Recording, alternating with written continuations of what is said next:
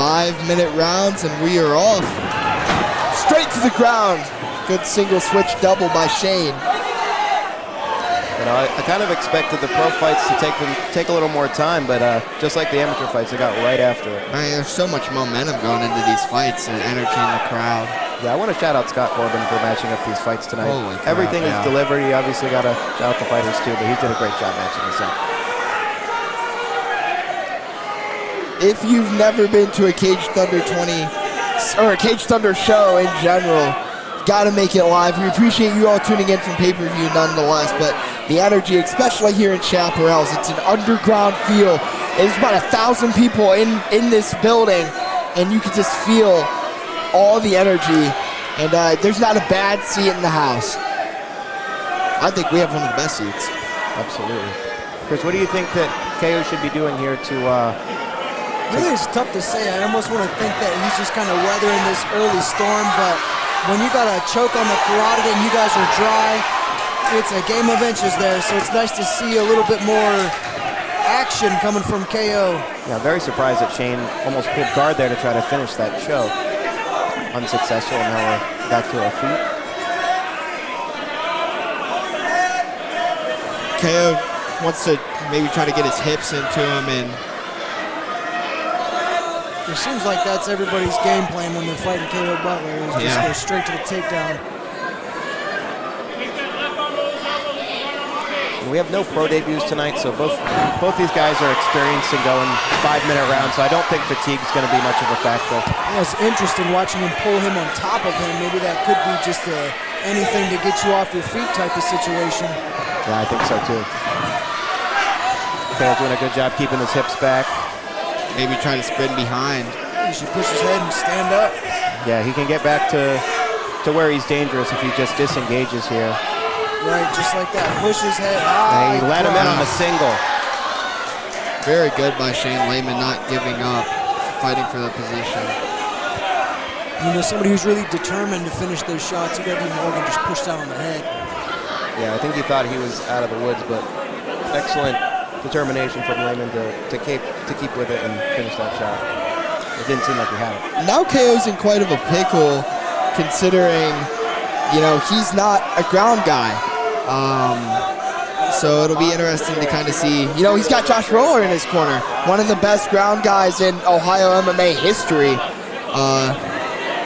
It'll be interesting to see what he can do here. You can't be on your back. You got to look to really get off your back with an underhook. Yeah, he's flat right now. Definitely want to get to an angle. It makes it easier on the top guy if you're going to lay there flat. It just makes it easier to hold you there. Yeah, the flat is just like you can't be doing that. Well, we haven't seen a ton of ground and pound from Lehman, but if he realizes that there's not much of a threat in terms of an escape, he's going to give him some space and posture up and look to end the fight that way. Yeah. Very impressed with Shane so far. His mind blurry? You know, he came into the commentating table, he looked directly at us. It seemed like he knew something that we didn't. There's those elbows. I was expecting to see a cut coming off with a clean elbow. So. Absolutely.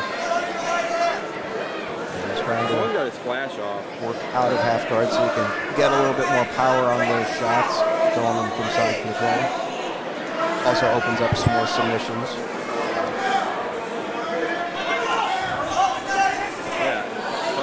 Apologize for the camera right now. Hopefully our team works hard to get that back into focus. Nice back take on the little scramble. And he gives a hookup. That's an interesting choice, but he's being effective with it. You know, I like to see people roll for that truck position when they have that one hook in there. They kind of go back and turn it to a calf slicer. Yeah, roll back with him. About 40 seconds left in round one. He's got KO flattened out, and he does have enough time to finish this. 30 seconds, he can get a ground and pound finish. Excellent job from KO to keep moving, changing the position, but not doing a lot in terms of defense. These are hard elbows. Shane looks good, man. About 20 seconds. We'll see if he can survive and see a round two tonight.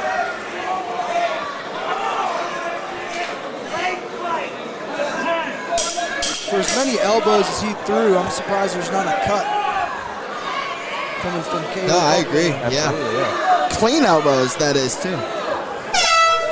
going to be the end of the first round. It'll be interesting to see again. KO Butler in the red, Shane Lehman in the blue. KO looks a little winded. Good sprawl there. Tried to catch him with the underhook. Did a good job again getting his hips back, and made a small tactical error last time when in this position. He's got a little lazy. Let's see if he's able to disengage successfully this time. You know, he was a little tired sitting on his knees, sitting on the stool, so KO Butler looked right at him. Does he spin behind and try to get ground and pound, or does he let the fight go back to the feet? There it is! Wow, big right! Not when your name's KO! Shane Lehman, how is he still alive? I'd be loading up an uppercut here because you know the shot's coming. You caught him getting up slow. You get up slow, you're going to get big right! And he hits into him. Big shot. Look for those to fall him to the elbows. ground. And yeah, with him being in a dominant position here, you can expect him to be comfortable throwing. This is the KO that we're used to seeing here. You know, as a pro, you could posture up for those elbows. Oh, and we can hear those shots here from the commentary. Right in front of us. They are loud. Oh my God. I'd be trying to get wrist control on that far wrist so he has no way to defend himself here. Shane's got to get a hand up. He's got to defend these shots or they're going to call it. He's got to defend better. KO, relentless. Giving off some Rampage Jackson vibes. Not giving him the space to recover, not giving him the time. Always giving him something to think about in terms of... You know, I was about to say, he's the tap! Ladies and gentlemen, referee Chad Truckovich calls a stop to the action at 1 minute 44 seconds of the second round. Declaring your winner by TKO, America's Dream.